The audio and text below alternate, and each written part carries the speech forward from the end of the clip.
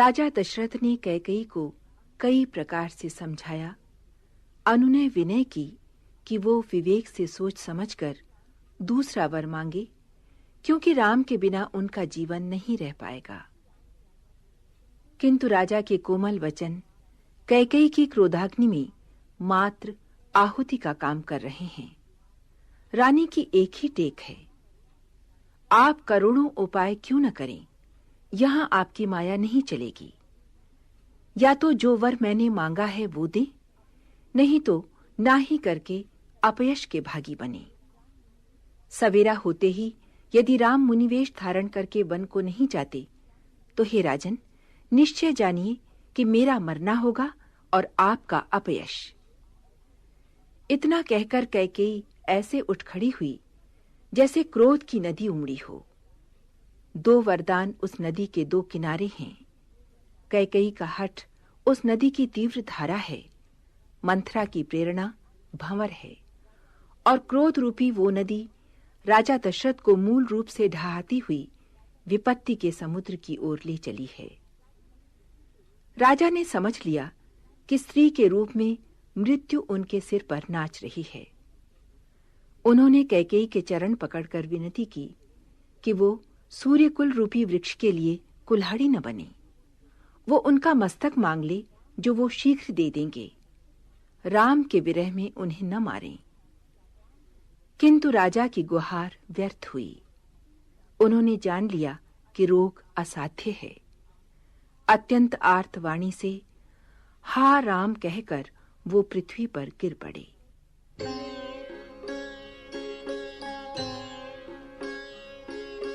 होत प्रातु मुनि वेश धरी, जौन राम बन जाहि। मोर मरनु राउर अजस, नृप समुझिय मन माहि।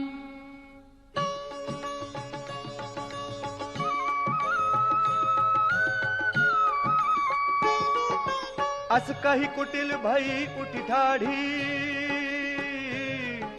मानहु रोष तरंगिनी बाढ़ी।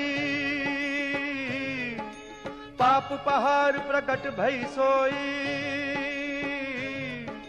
भरी क्रोध जल जाई न जोई। दो बर कूल कठिन हठ धारा, भंवर कुबरी बचन प्रचारा। ढाहत भूप रूप तरु मूला,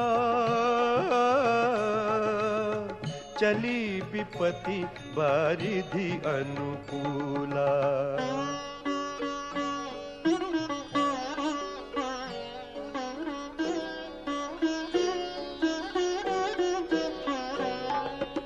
लखी नरेश बात पुरी साची, मिस मीचु शीस पर नाची। गही पद विनय कीन्ह बैठारी, जनि दिन कर कुल होसी कुठारी।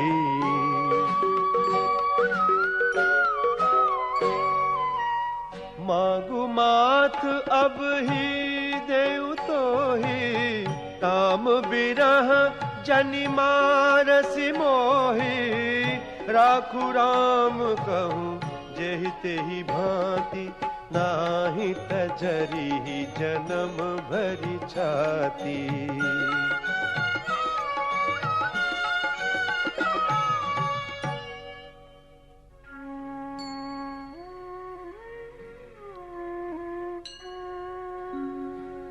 देखी व्याधि असाध नृप, पर उधरने धुनि मात। कहत परम आरत बचन, राम राम